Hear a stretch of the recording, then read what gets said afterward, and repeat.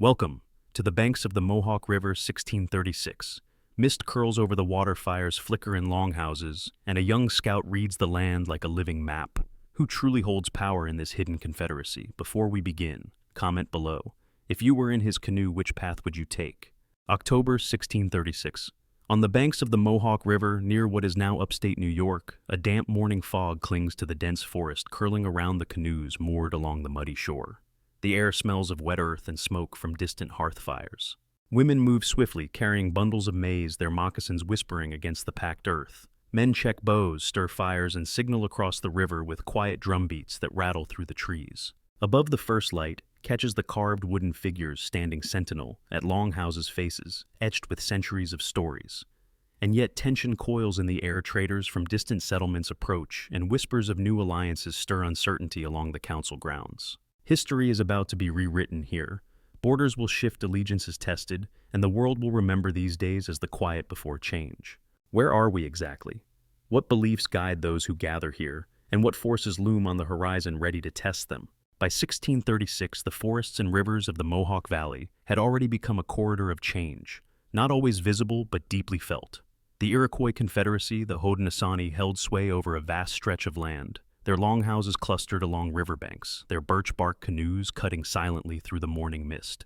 Yet even within this union of 5 nations, Mohawk, Oneida, Onondaga, Cayuga, and Seneca, shadows of strain had begun to appear. The first pressure came from political fragmentation beyond their borders. The French and Dutch were carving new territories along the St. Lawrence and Hudson River corridors. Missions, trading posts, and forts dotted the landscape, bringing both goods and demands. French Jesuits pressed for allegiance and conversion, weaving diplomacy and faith into every interaction, while Dutch traders from Fort Orange pushed pelts, beads, and firearms into the same rivers and valleys the Iroquois had navigated for centuries. The Iroquois councils debated, sometimes bitterly, whether engagement with these outsiders would strengthen the Confederacy or fracture it. Every decision rippled across villages, and the council fires now carried both warmth and a whisper of discord. Economic currents were no less destabilizing. The fur trade had become a river that flowed in 2 directions: wealth and dependency. European goods, metal knives, cloth, beads, muskets were enticing, yet reliance on them reshaped local priorities. Hunters, once guided solely by seasonal rhythms and ancestral knowledge, now followed the paths dictated by demand for beaver pelts.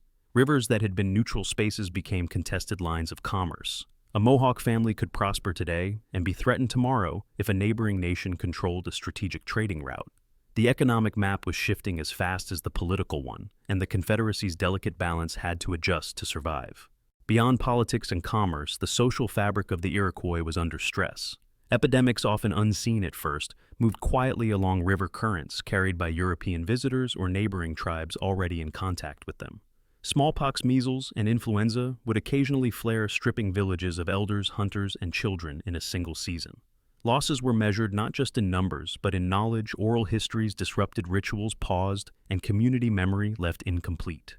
Mourning became part of the council's deliberations. The Iroquois' intricate systems of kinship and clan responsibility were tested as families reorganized, adopted new members to replace lost relatives, and negotiated the redistribution of responsibilities across households. And then there was land and migration, both voluntary and coerced. European expansion pushed neighboring Algonquian-speaking nations westward or southward, bringing them into contact or conflict with Iroquois hunting grounds. Paths once safe became contested corridors. The maps that chiefs and scouts carried in their minds, detailing hunting territories and seasonal movements, were no longer static. Each skirmish over land, each encounter at a river crossing redrew the Confederacy's mental map. Boundaries of influence shifted subtly, sometimes violently, as alliances were forged and broken. Into this volatile mix, cultural and spiritual life played a crucial role. Beliefs and rituals were more than ceremonial; they were a framework for interpreting every change. The great law of peace guiding the Confederacy's councils was meant to mediate disputes and maintain unity. Yet as outside pressures mounted, the law was invoked repeatedly to navigate decisions that could not be undone. Which villages would supply warriors for defense, which families would negotiate with Dutch merchants, and which would meet French missionaries. Every choice involved elders, clan mothers, and chiefs, and each had ramifications for who would survive and who might be marginalized. The consequences of these intertwined forces were immediate and tangible. Villages along the Mohawk River adjusted their routines. Hunters altered their routes to avoid newly dangerous zones, trading parties traveled with greater caution, and council meetings stretched longer, debates sharper. In some cases, families relocated temporarily seeking safety or better access to resources. Children learned early that survival meant balancing tradition with adaptability, carving canoes as their ancestors did, yet carrying a metal knife and European beads for protection and negotiation. And yet the Confederacy's response was not passive. They engaged, observed, and adapted. Scout parties reported on neighboring movements. Envoys carried messages between villages and to European settlements. Women and elders reinforced clan cohesion, ensuring that even in uncertainty the social networks remained intact. The Confederacy was simultaneously resilient and precarious, a living organism responding to currents larger than itself. The question now becomes, how did these forces, political pressure from Europeans, economic transformation via trade epidemics, and shifting land use, begin to bend the Confederacy's map? Where did alliances falter, and where did unity endure? How would these pressures reveal the deeper beliefs of the Iroquois and set the stage for the critical moments that were about to unfold along the Mohawk River in 1636? By tracing these pressures, we see that the borders of power were no longer just geographic. They were social, spiritual, and economic. Each canoe cutting through mist, each council fire, and each drumbeat carried the weight of decisions that would ripple for generations.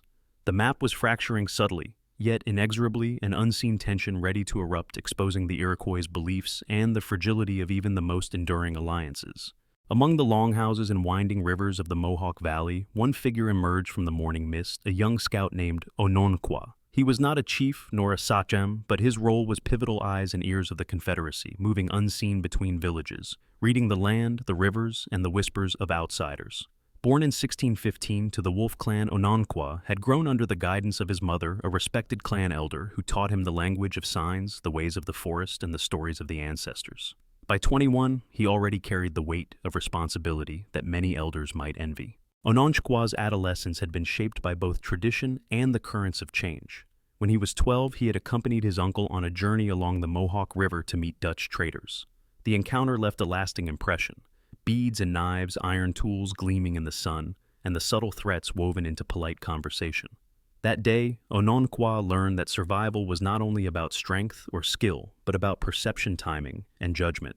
Every gesture, every gift carried a meaning he had to decipher.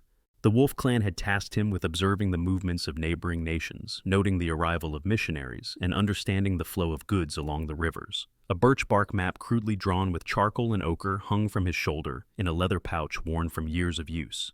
In it, he traced paths of hunting grounds, canoes' courses, and contested borders. Ononqua's eyes could read the forest as one reads a letter, a snapped twig the direction of smoke. The pattern of footprints all spoke volumes. His daily life was a careful balance. At dawn, he would paddle silently in a narrow canoe, adjusting his course to avoid patrols or European observers. At noon, he would crouch behind reeds sketching in his map, taking note of supplies hunters' movements and the faint glint of a musket or bead that might indicate European presence. By nightfall, he returned to the council fire of his village, where elders and sachems listened to his report, weighing it against their own knowledge and the oral histories of their people. Ononqua's motivations were clear but complex. He wanted to protect his people, to preserve the sovereignty of the Confederacy, and to uphold the great law of peace. Yet he feared the consequences of misreading signals. An alliance could collapse a hunting ground, lost a village exposed to sickness or attack. He represented not just himself, but the interconnected network of clans that depended on his observations and his judgments. Each decision, each observation was a thread in a fragile tapestry that held the Confederacy together. Personal artifacts carried with him were symbolic and practical. A small pouch of tobacco, braided with the hair of his mother, served both as a gift for negotiation and as a ritual to honor spirits before entering foreign lands. His bow, meticulously maintained, was a tool for survival, but also a marker of his identity, crafted in the style of the Mohawk, fletched with feathers representing his clan. Even the way he dressed, simple moccasins leggings tanned with river clay and a fur-lined cloak, signaled his status, mobility, and adherence to ancestral ways. Family bonds shaped his perspective. His mother's wisdom, his uncle's guidance, the counsel of the clan, mothers all informed his sense of duty. Yet the bonds that mattered most were the unseen ones with the scouts from allied nations, the children learning alongside him, and the village elders whose eyes rested on his every report. Ononqua understood that leadership was not about command alone. It was about trust communication and the unspoken responsibility to protect the unseen threads of the Confederacy's structure. In the councils of 1636, his voice was modest but critical. When sachems debated alliances with the Dutch traders or negotiations with the French Jesuits, Ononqua's observations guided decisions. One misstep in interpretation could shift power, subtly threatening not only trade, but the safety of entire villages. He feared the arrival of disease more than conflict, yet he also recognized that political miscalculation could bring both death and instability. His inner life reflected the tension of the time. Every dawn as he stepped into his canoe, he carried both confidence and doubt. The forest whispered lessons of his ancestors, but the rivers and skies spoke of new dangers. The landscape was alive, and each shadow could hide opportunity or peril. Ononqua's greatest fear was not for himself, but for the fragile network of alliances, the well-being of children, the continuity of ceremonies, and the integrity of the great law. Through Ononqua's eyes, the Iroquois Confederacy was not an abstract political entity. It was a living, breathing organism, sensitive to the pulse of every river, every forest path, every approaching canoe. His observations were meticulous: a trader's flag over a distant fort, the arrival of a French priest along a muddy trail, the pattern of smoke over a neighboring village. Each sign was a story, each story a potential pivot. As we follow Ononqua, the question emerges: what does it mean to lead when one is not a chief? How does a young scout carry the weight of survival, diplomacy, and tradition? Who benefits from his knowledge and who could be endangered by its misreading? The answers lie in the footsteps he traces along the Mohawk River, the canoes he observes in the mist, and the whispers of ancestors that guide him silently. By anchoring our view on Ononqua, we gain a lens not only into events, but into the lived experience of the Confederacy. The delicate negotiations, the personal stakes, and the continuous interplay between tradition and adaptation. He is our guide, our observer, and our connection to the human heart of a people navigating a world in flux.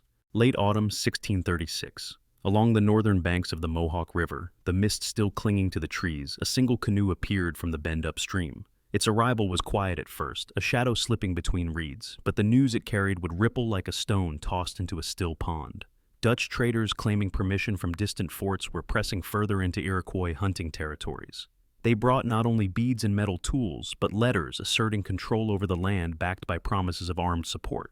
Ononqua, the young scout, noticed the canoe from the river bend and signaled to the village with a series of subtle drumbeats. Within moments, the council fire was alive with murmurs. Chiefs, elders, and clan mothers gathered in the longhouse, their faces etched with concern. The Dutch claim was precise, almost legalistic, yet it was the first direct encroachment onto Mohawk hunting grounds in a generation. The stakes were immediate: failure to respond could allow outsiders to settle, disrupt hunting paths, and undermine the Confederacy's authority along the river. The atmosphere was tense. Smoke from hearth fires curled toward the rafters. As Ononqua recounted what he had observed, the traders carried weapons hidden beneath furs, their expressions polite but firm. One of the men had spoken of treaties that the Iroquois had never signed, demanding cooperation in exchange for trade privileges. The elders listened, trading glances that conveyed the gravity of the situation. The river that had always been a source of life travel and communication was now a potential boundary of conflict. Families began to stir, sensing the urgency. Women secured children, carrying them to safer sections of the longhouse, while elders gathered essential supplies and ceremonial objects that might be needed in negotiations. Hunters readied bows, checking strings and arrows, knowing that their skill could soon be called upon. Even the young boys observed the preparations, learning that the rhythms of daily life could shift in an instant when outsiders challenged their world. This was not a sudden war, but a spark that demanded immediate action. The council decided to send envoys to the Dutch, not as supplicants, but as assertive negotiators, while simultaneously instructing scouts to monitor potential reinforcement routes. Ononqua, carrying his birch bark map and pouch of tobacco, prepared for a journey upstream, tasked with observing every movement, every nuance of Dutch intent. The village's survival depended on precision timing and reading subtle signals that might easily be misinterpreted. As the day wore on, tension rippled along the river. The traders' presence disrupted fishing routines, forced canoes to take longer routes, and created uncertainty in the placement of hunting parties. Even the spiritual life of the village was affected. Shamans and elders performed protective rituals at the riverbanks, asking guidance from spirits to discern the right course. The clash of material and spiritual worlds was subtle but palpable. The conflict was as much about maintaining the integrity of beliefs and traditions as it was about land and trade. By dusk, the council had made its first decisions. Envoys were chosen, supplies allocated, and messages sent to neighboring nations within the Confederacy. Ononqua's observations would dictate the success of this delicate balancing act. Each step, each encounter along the river had immediate consequences. A misjudged gesture could provoke violence. A missed signal could leave the village vulnerable. The immediacy of action was clear. There was no time to wait, no room for hesitation. The families adapted quickly. Meals were prepared in smaller, portable portions.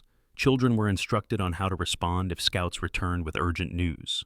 The elders reviewed the oral histories, recalling past interactions with traders and invaders, seeking lessons to apply in the moment. Even the simplest objects, beads, knives, canoes, took on heightened significance, becoming tools, symbols, and means of negotiation in a rapidly unfolding scenario. That night, as the moon rose above the fog-laden river, Ononqua and his companions embarked upstream, their silhouettes disappearing among the reeds. The river, once a pathway for trade and travel, had become the threshold of action, the line where observation, negotiation, and survival intersected. The spark had been lit, the encroachment demanded response, and every member of the village understood that inaction was not an option.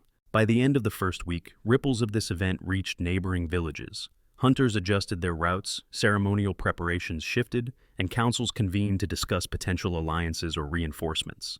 The ignition was not a battle, yet it set into motion a chain of events that would alter land use influence, power dynamics, and test the resilience of beliefs that had sustained the Confederacy for generations. This is the moment that propelled the Confederacy into decisive action, when observation turned into strategy and belief-guided response. What compelled them to act immediately? It was the combination of threat, opportunity, and duty, woven into the fabric of daily life along the Mohawk River. The river itself bore witness to the first steps of a confrontation, whose consequences would echo across the region, testing the wisdom of elders, the courage of scouts, and the unity of a people bound by law, kinship, and belief. Late November, 1636. The Mohawk River had swollen from autumn rains, its waters sluggish brown and littered with fallen leaves. The riverbanks lined with alder and birch were slippery, the forest floor soaked and treacherous. This was the landscape through which Ononqua and a small party of scouts moved their birch bark canoes, loaded lightly with supplies. Arrows, secured maps rolled in leather pouches, and pouches of tobacco for negotiations. Every branch, every root, and every bend of the river could conceal both opportunity and danger. The objectives were clear, yet competing. For the Iroquois scouts, the goal was to assert presence and monitor the Dutch traders encroaching on Mohawk hunting grounds. Observing their positions, understanding their numbers, and recording the flow of goods would allow the Confederacy to make informed decisions at the Council. The Dutch, on the other hand, sought to secure fur trade routes, establish influence over villages, and demonstrate subtle military presence, a display of authority meant to intimidate, yet framed as commerce. The terrain itself became an active participant. Canoes had to be navigated around sandbars, submerged logs, and sudden rapids. Mist hung low over the water in the early mornings, giving the Iroquois scouts concealment, but also increasing the risk of collision. Forests were dense and uneven. Tracking movements required knowledge of subtle animal trails, broken branches, and footprints, as well as the ability to distinguish human signals from natural signs. The river could be both a lifeline and a trap. A critical turning point occurred when Ononqua spotted a signal from a Dutch patrol, a banner reflected in the sun, subtle but unmistakable, indicating a planned movement toward a key crossing point. This information was both a warning and an opportunity. The Iroquois quickly adapted, dispatching a small detachment to a vantage point on a bend in the river, a narrow stretch where the current slowed and the riverbank offered high ground. From here, scouts could observe the traders without being seen, and if necessary, intercept or reroute movements through influence over nearby allied villages. The mistimed steps of the Dutch traders further shifted the balance.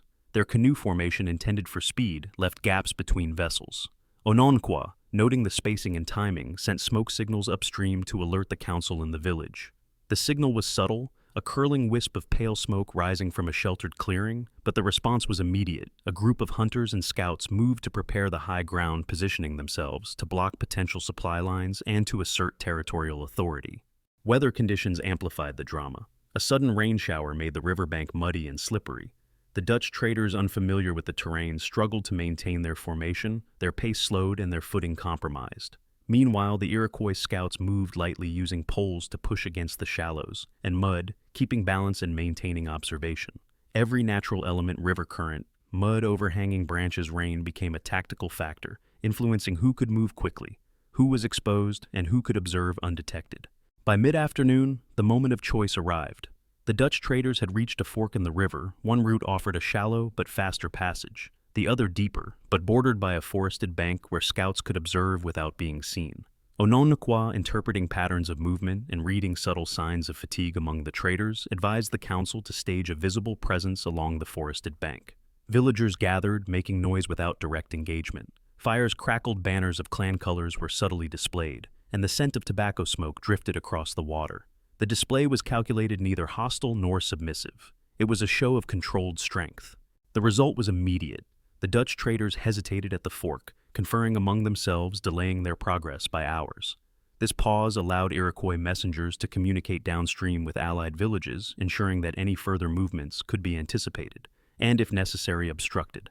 No shots were fired, no blood spilled, but the balance of power had shifted. The Iroquois had used terrain observation and timing to assert influence without direct confrontation.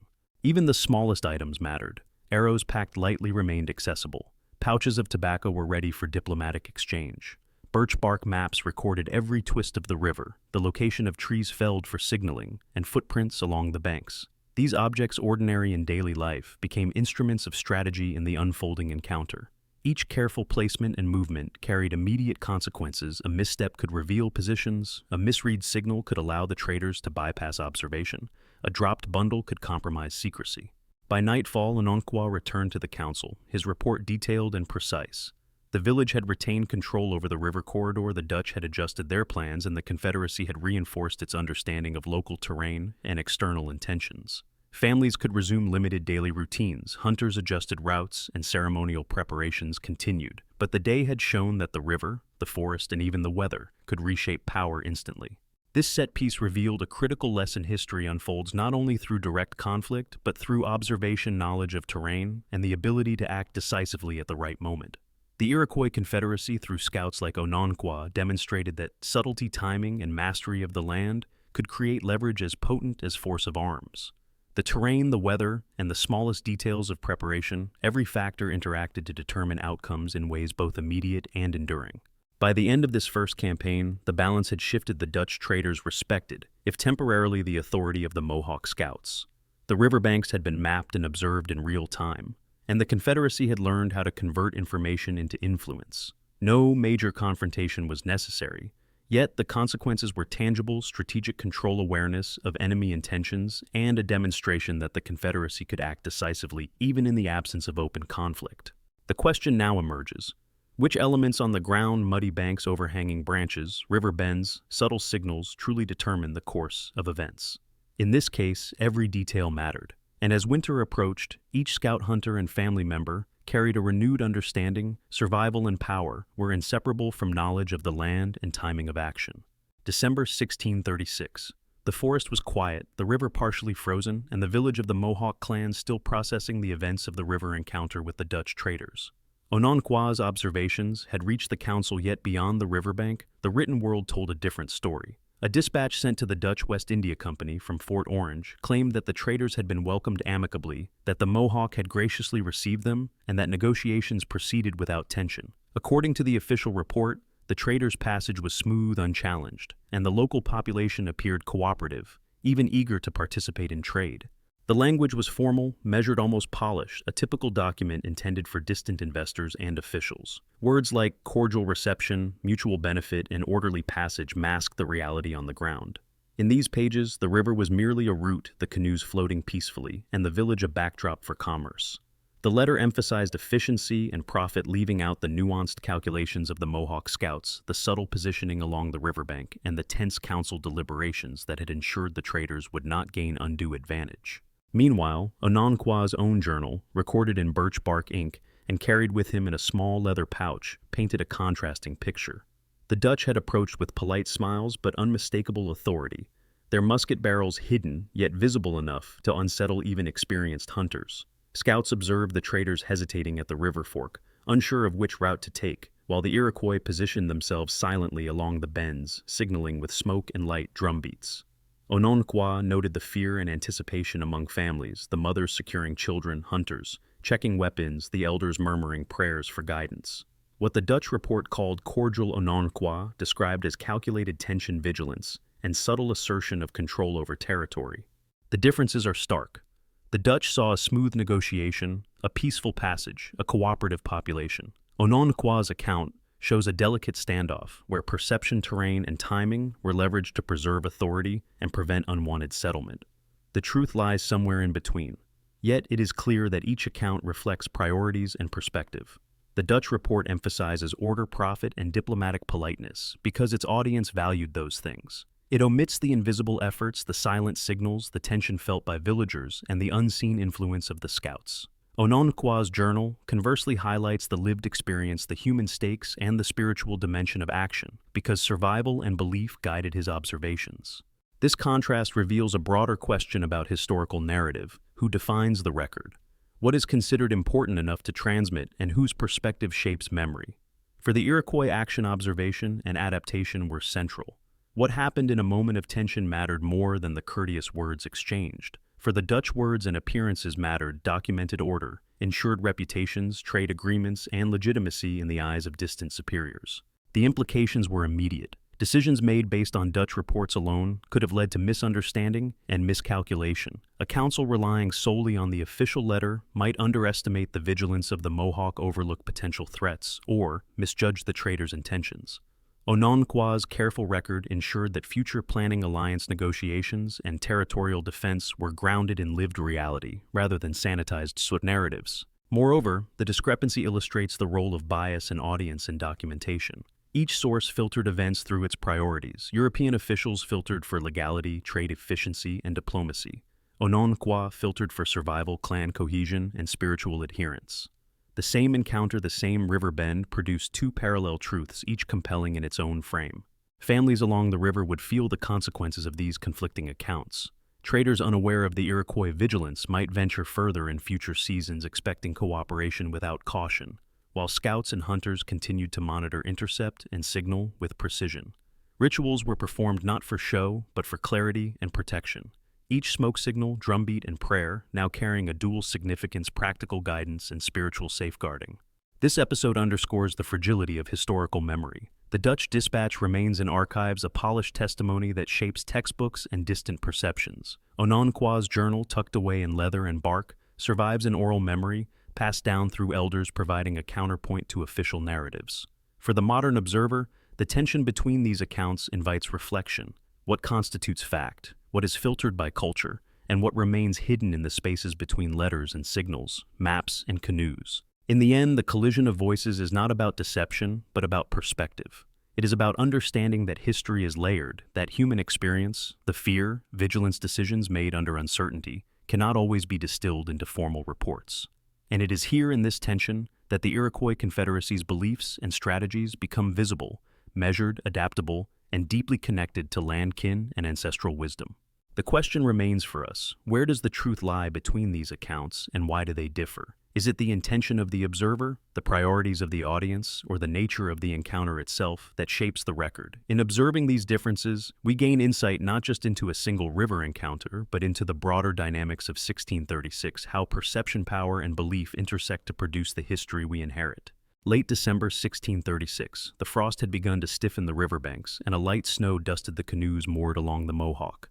The village hummed with preparation. Hunters sharpened obsidian knives, wrapping their handles with sinew, while young scouts like Ononquah double-checked birch bark maps tucked inside leather pouches, their corners damp from river mist. Every detail mattered: the weight of a bundle, the angle of a paddle, the direction of a drumbeat, all could affect the outcome of events that were now escalating beyond a single encounter. The Iroquois Council had decided to send a party to intercept and observe the Dutch traders who had advanced toward contested hunting grounds. The task was complex, a river journey through narrow bends, forested banks, and partial ice cover, with the dual need for concealment and rapid communication. Ononquah led a small detachment accompanied by 2 seasoned hunters, a messenger from the Oneida and a young apprentice from his own wolf clan. Each carried a minimal load: pouches of tobacco, spare arrows, small bundles of food, and each step was deliberate. Silence was as vital as skill. As they moved, the landscape became a character itself. Ice formed in delicate filigree along reeds and fallen branches, cracking under cautious steps. Snow muffled sounds, but also obscured footprints. Overhead, crows circled their harsh caws, a reminder that even nature was alert to movement. Ononquah paused frequently, scanning the river, noting reflections of sun on metal objects that might betray Dutch positions, signaling silently to the others with hand gestures passed down through generations. Meanwhile, in the village, families maintained routines under heightened tension. Women tended fires, and children ensuring warmth and sustenance, while elders gathered in longhouses to recite histories recounting past encounters with outsiders and past river campaigns. These lessons were not mere stories, they were practical knowledge for decision-making. As Ononkwa's detachment moved upriver, the village remained alive with quiet preparation. Nets were checked, paths cleared for rapid communication, and signals rehearsed. By midday, the scouts encountered the first signs of the traders' advance footprints along a narrow bank, a faint glint of musket metal, and the subtle odor of imported gunpowder. Ononkwa slowed the canoe, instructing companions to paddle in near silence. The apprentice clutched his small bow nervously, while the older hunters remained composed, eyes scanning the forest. Each sound, each movement had to be interpreted. A branch snapped, footfall from a deer or a man. The river's murmur masked and revealed simultaneously, providing both cover and risk. A critical point of tension arose when the traders split their party at a river bend. One canoe took a shallow, faster channel. The other hugged the forested bank where Iroquois scouts could remain concealed. Ononkwa realized that misreading this split could result in the Dutch outflanking them or discovering the village's extended observation points. He signaled to the Oneida messenger, who disappeared into the forest to relay the observation to allied villages downstream. The precision of timing, the correct interpretation of movement, and the speed of communication were now the difference between control and vulnerability. At the same time, the scouts maintained awareness of human factors beyond the river. The Dutch traders were not uniform in experience or reaction. Some hesitated at obstacles, some tried to speed ahead, and subtle disagreements rippled along their group. Ononkwa observed their gestures, one trader adjusting his sailcloth, another gesturing to companions while checking a musket. Every detail was data, every hesitation an opportunity. Meanwhile, the apprentice whispered questions, revealing the emotional tension, even among those trained for vigilance. In the village, similar challenges unfolded. Children asked questions about the scouts' journey. Mothers feared news that might reach the council too late, and elders debated the correct rituals to invoke protection and insight. Smoke from hearths carried prayers to ancestors. Drums echoed faintly along the river at prearranged intervals. The coordination of human activity, environmental signals, and spiritual observance formed a network of response that was immediate and practical. By late afternoon, the Dutch traders' party had unknowingly approached a pre-selected vantage point where Iroquois scouts were concealed. From this height, scouts could monitor movements, signal changes, and if necessary, assert control without firing a single shot. Ononkwa adjusted his position, instructing the apprentice to remain still, the hunters to be ready, and the Oneida messenger to prepare for rapid signaling downstream. The terrain, the weather, and the distribution of people had converged into a decisive moment. The river, the forest, and snow-laden banks had become instruments of strategy. A miscalculation occurred. One trader attempted to pass too close to the bank, dislodging ice and snapping a branch. The noise echoed faintly. Ononkwa held his breath, signaling for stillness. The scouts waited, assessing whether it would alert the Dutch to the high ground presence. The traders paused, glanced around, and interpreting silence and snow-covered terrain as caution altered course. No confrontation occurred yet. The subtle interplay of human awareness, environmental constraints, and anticipation had shifted the balance. Even small details had immediate consequences. A misplaced bundle of arrows, a dropped pouch of tobacco, or a misread hand gesture could reveal positions or misinform responses. Families in the village would later adjust routines based on reports sent back by Ononkwa, and his team. Hunting parties rerouted, ceremonial timings altered, and guards positioned differently along the river. Life intertwined with strategy, each movement laden with potential effect on both survival and diplomacy. By dusk, the scouts returned, their canoes gliding silently along the reflective river. The Dutch traders had been observed, influenced, and guided without direct confrontation. Ononkwa delivered his report to the council, detailing not only the traders' positions, but the weather, river current, sounds, and signs he had interpreted. The village absorbed this intelligence, decisions were made for future encounters, alliances were discussed, and preparations for winter were reinforced. This set piece demonstrates that conflict and influence are rarely determined solely by force. Human perception, movement, environmental mastery, and coordination often dictate outcomes before any weapon is drawn. The Confederacy's strength lay in the interweaving of these factors: the scouts' eyes and ears, the elders' wisdom, the coordination of families, and the landscape itself. In this case, the humans and the environment were inseparable actors, each shaping the narrative in real time. The day ended without bloodshed, yet the stakes were higher than ever. The Mohawk River and surrounding forests had been navigated, observed, and subtly controlled. Families, scouts, and elders, All participated consciously or indirectly in a campaign of influence that would reverberate through the winter. The Confederacy had demonstrated decisiveness, coordination, and resilience, a living example of how strategy, human life, and landscape intertwined in 1636. Early January 1637. The Mohawk River ran icy and swift, the air biting, carrying the scent of snow and pine. The village, silent under frost, held its collective breath. Weeks of observation, signaling, and negotiation had led to this moment. The Dutch traders were advancing again, this time with small reinforcements, and the river corridor that had been meticulously monitored now became the stage for decisive action. Onondaga led a detachment upstream before dawn. Canoes slid silently along the frozen edges, paddles barely breaking the reflective surface. Each scout carried minimal supplies, arrows fletched with feathers, marking their clan pouches of tobacco and birch bark, maps rolled tightly under leather straps. The forest around them was still yet alive. Frost-cracked branches threatened to betray positions, and distant calls of crows cut through the pre-dawn fog. Every sound was interpreted, every shadow measured. By mid-morning, the Dutch were sighted at the river fork. Unlike before, their formation was deliberate, confident, and guided by knowledge of the earlier encounter. They expected cooperation. They assumed passivity. But the Iroquois had prepared, signals were in place, hunters positioned on high banks, and canoe patrols monitored alternate routes. Every movement was calculated to channel the traders along paths that favored the Confederacy. A subtle misstep by one of the Dutch canoes, its prow catching on a submerged log, set the first domino. Onondaga signaled with drumbeats barely audible above the river's rush, and scouts shifted along the bank. The Dutch misinterpreted the movements as hesitation, causing a ripple of confusion within their party. A critical point of tension arose as a secondary canoe attempted to pass through the forested channel, too closely forcing the group to pause, regroup, and reconsider their route. The council's prearranged plan unfolded with precision. From vantage points, hunters released arrows not to wound, but to land near the river, creating a controlled pressure that herded the traders' movements. Smoke signals curled from cleared patches along the bank, invisible at first, but visible enough to convey warnings and instructions downstream. Families in nearby villages, observing from safe distances, saw the orchestrated coordination, the Confederacy moving as one organism, using landscape timing and ritual as instruments of influence. Tension escalated when the Dutch attempted to push forward along a narrow bend bordered by frozen reeds and steep banks. Canoes scraped against ice. Traders shouted instructions. Musket barrels caught the sun. Onondaga and his detachment held their positions, adjusting signals, moving silently along hidden trails, and ensuring that no Dutch movement went unobserved. The river and forest had become both weapon and shield. The decisive moment arrived as a Dutch officer, frustrated by the slow passage and apparent resistance, sent a small landing party to the bank. Scouts positioned along higher ground made themselves subtly visible, emphasizing readiness without provocation. The landing party hesitated, the weight of unseen eyes pressing upon them.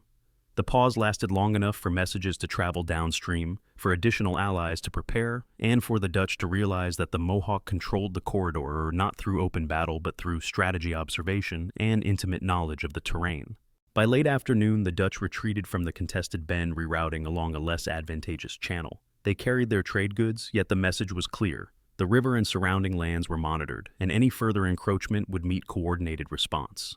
Families in the village returned to hearths, with relief elders recorded the outcome, and Onondaga noted every movement in his journal, aware that this moment marked a point of no return. The point of no return lay not in bloodshed, but in the irreversible shift of understanding and control. The Confederacy had demonstrated its capacity to defend territory, influence outsiders, and protect the social and spiritual cohesion of its villages. The Dutch would remember the river differently. The Iroquois would remember their confidence, the precision of their observation, and the unity that had allowed them to steer events without direct conflict. Even minor details carried weight. Fallen branches cleared to signal movement patterns of smoke, indicating shifts, the precise angle of paddles. Each element contributed to the outcome.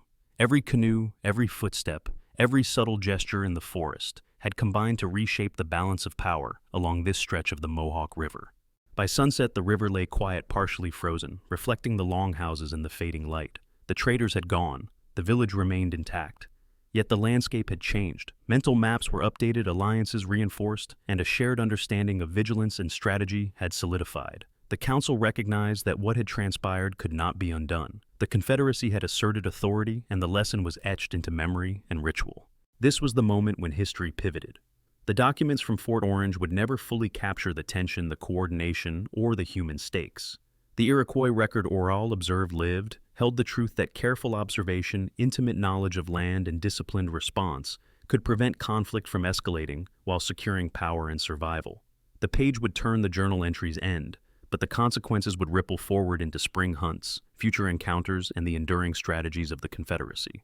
As darkness fell, fires in the longhouses burned steadily, casting long shadows on snow-dusted ground. The community breathed, aware that the moment had tested their courage, coordination, and wisdom. The river had been navigated, the Dutch redirected, and a point of no return had been reached, a threshold where action, belief, and terrain converged irrevocably. Winter 1637 had barely settled over the Mohawk Valley when the first ripples of consequence began to appear. The river, now partially frozen, mirrored the longhouses and the skeletal trees along its banks, but beneath the serene surface, the social and political landscape had been irrevocably altered. The events of the past months, the careful observation, strategic maneuvering, and silent assertion of authority had shifted the balance of influence along the river and among the Five Nations. Within the first year, subtle but meaningful changes became apparent. The Dutch, having been observed and subtly redirected along the river bend, adjusted their trade routes and contact schedules. Villages along the Mohawk reported a newfound cautious respect. The traders no longer assumed unrestricted access, and the Iroquois were able to maintain their hunting grounds without direct confrontation.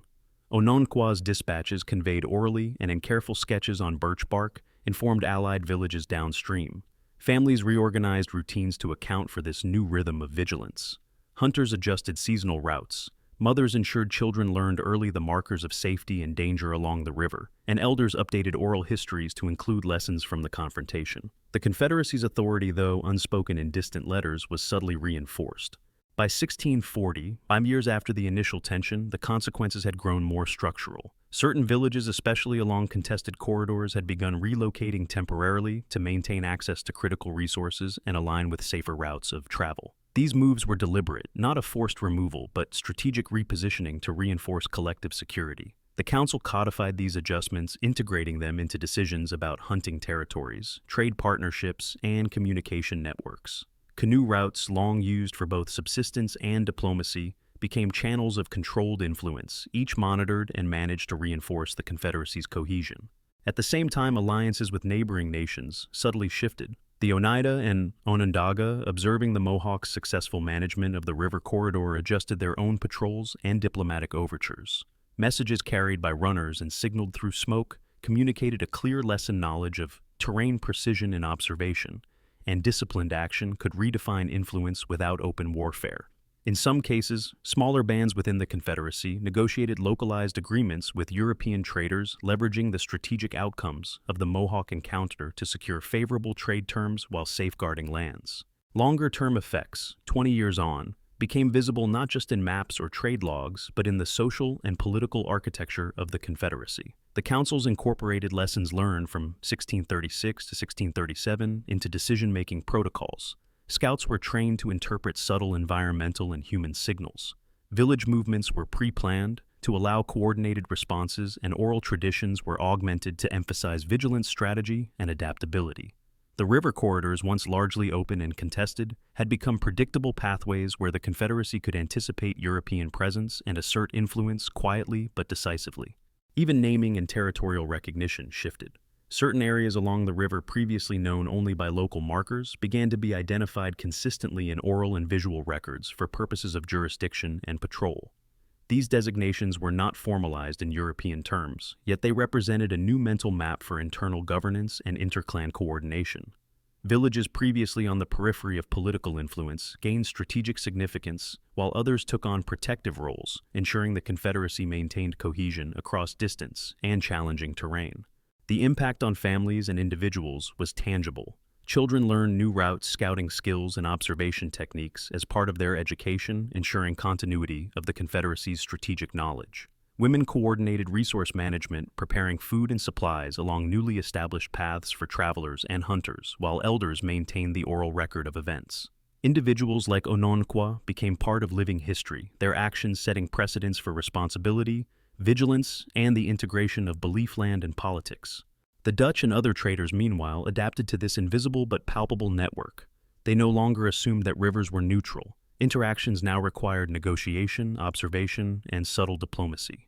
Missteps could lead to delayed trade, denial of passage, or unanticipated resistance, lessons learned silently through years of Iroquois vigilance?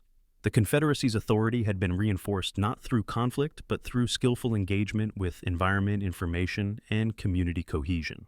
Thus, the map of 1636 to 1637 was remade on several levels physically, as villages adjusted positions along rivers and hunting grounds, socially as responsibilities and communication networks were clarified and reinforced, politically as alliances and influence were recalibrated, and cognitively as the knowledge of terrain observation and belief was codified into oral and practical protocols for future generations. The point of no return reached in the confrontation along the river had extended far beyond the immediate encounter, after it reshaped how the Confederacy viewed authority, risk, and strategy for decades. In retrospect, the river bends, forested banks, and frozen edges became more than geography. They were active participants in history, shaping decisions, reinforcing belief systems, and guiding human action. Families and communities lived with the knowledge that subtle vigilance could defend both land and tradition. Hunters, scouts, mothers, and elders all contributed to this invisible defense, their coordinated actions leaving a legacy that outlasted any single document or letter from the Dutch. By 1656, 20 years after these events, the Confederacy's ability to navigate the pressures of European expansion, internal coordination, and environmental challenges had solidified. The Mohawk River and surrounding lands were patrolled, understood, and respected. Villages maintained cohesion, trade remained cautiously balanced, and the oral record preserved the memory of these critical decisions. The landscape of power, though invisible to outsiders, had been mapped in the minds and actions of the people, a living adaptive strategy that preserved both territory and culture. The question remains, how did a single season of careful observation, subtle signaling, and disciplined response cascade into decades of strategic advantage? The answer lies not in documents alone, but in the integration of human skill, environmental awareness, and communal belief. The Confederacy had redrawn its own map quietly, irrevocably, and in ways that would guide generations to come. By the early decades of the 17th century, long after the winter of 1636 to 1637, the Mohawk Valley had resumed its quiet rhythms. Canoes drifted along familiar bends, hearth fires crackled in longhouses, and the forests whispered with the sounds of routine life. Yet beneath this ordinary cadence, the memory of past encounters remained embedded in the land, the people, and their practices. The Iroquois Confederacy had endured not through documents or formal treaties alone, but through living memory ritual and the careful stewardship of knowledge from one generation to the next. Even today, visitors tracing the Mohawk River can glimpse traces of that past. Certain landmarks retain their endonyms preserved in the oral histories of descendants Kanyankahaka, names for riverbends, islands, and hunting grounds that still resonate with ancestral authority. These names do more than mark geography. They encode centuries of observation, negotiation, and cultural continuity. A bend in the river known as Teonquare Ton remains a subtle reminder of the scouts' vigilance, the paths carefully navigated, and the moments when foresight and action protected both people and territory. Rituals performed in memory of those events continue in variations. The midwinter ceremony still observed among Mohawk communities commemorates not just seasonal cycles, but the unity, negotiation, and protection of territory that allowed survival amid pressures from outsiders. During these ceremonies, songs carry the cadence of drum beats that echo the silent communications of scouts like Ononqua, signals across the river, calls of alert, the rhythms of observation. The melodies, though, layered with centuries of reinterpretation, preserve the practical knowledge embedded in belief, awareness, attentiveness, and the integration of human action with environmental cues. Other forms of memory are preserved in places of rest and remembrance. Burial sites along former village sites, marked with clan totems or simple mounds, hold the remains of those who navigated these pivotal seasons. Families continue to honor these locations, leaving offerings or performing rites that acknowledge the connection between past and present. The cemeteries themselves function as repositories of knowledge. Their placement often mirrors strategic village locations, access to water, and proximity to hunting corridors. In this way, even a grave speaks of decision-making territory, an adaptation linking the past to the present through landscape. Material culture also carries memory. Some of the birchbark maps reproduced in later centuries, or preserved through oral description, survive as reminders of the strategic sophistication of the Confederacy. They reveal not only physical terrain, but patterns of observation, signaling, and territorial management. Tools, woven mats, and ceremonial objects retained by families continue to provide insight into daily life and community priorities, reminding us that survival and governance were intertwined with ritual craft and environment. From an academic perspective, these living memories challenge the assumption that power and history reside only in written documents. The Iroquois preserved knowledge through practice, repetition, and teaching. A scout's observation, a mother's guidance to a child on safe paths, an elder's story recounted during winter evenings all constitute a tactile temporal archive. These forms of memory reinforce the idea that landscape community and cultural practice are inseparable. The river bends, forest trails, and winter camps themselves become texts readable by those trained in observation and understanding of context. The legacy of 1636-1637 therefore extends beyond immediate political or economic outcomes. It lives in the strategic consciousness of descendants, the awareness of environmental cues, the value of collaboration, and the integration of belief with action. Lessons embedded in these practices were neither moralized nor romanticized. They were practical, adaptive, and enduring.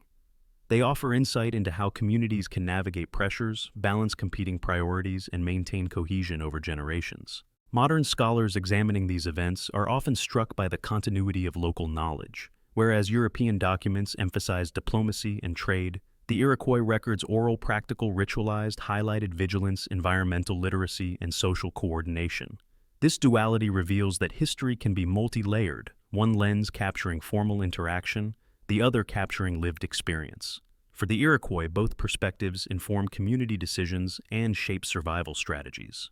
Even place names in use today serve as markers of these legacies. Otsaningo, a settlement preserved in the 20th century, as a site of Mohawk heritage, recalls seasonal encampments and movements initiated during the turbulent decades of European expansion.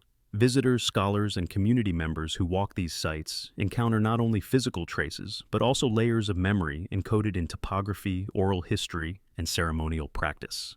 Each footstep, each story recounted along the banks contributes to a living archive of knowledge and experience. Through these examples, ceremonial songs, preserved endonyms, burial sites, and tools, one sees how memory and landscape intertwine. The question posed earlier, how do they remember? What does this teach us about land people? And memory finds its answer not in heroic narratives or dramatic confrontations, but in the subtle continuity of practice and place. Memory is enacted, sung, walked, observed, and taught. It is not merely commemorated, it is lived. In reflecting on the Confederacy's legacy, one recognizes that history is not only written in events, but embedded in relationships between people, land, and belief. Lessons from 1636 to 1637 persist in these networks, informing understanding of authority, observation, and cooperation. The Mohawk River and surrounding forests remain witnesses, the bends that guided scouts, the forests that concealed movement, and the hearths that nurtured instruction. Together they preserve a narrative that is both immediate and timeless. The Iroquois Confederacy's survival, its influence, and the continuity of belief remind us that history is multidimensional. Written records tell one story. Oral histories, ceremonial practice, and landscape memory tell another. Where these threads intersect, we glimpse the full spectrum of experience, strategy, and cultural resilience. And in listening, observing, and walking the land, one can perceive echoes of those who acted, observed, and remembered, a community's response to challenge that still resonates centuries later. The river continues to flow, the longhouses remain in memory, and the songs echo in the wind. The lessons of vigilance, adaptation, and integration of belief with action endure. The people who stayed and their descendants continue to speak not through conquest or documents, but through land ritual and story. Their voices remind us that the true map of history is measured in human experience, in the continuity of memory, and in the enduring relationship between people and place. The river, the forest, and the council fires shaped history silently. If you could witness one moment of 1636 firsthand, which would it be and why? Write your answer in the comments.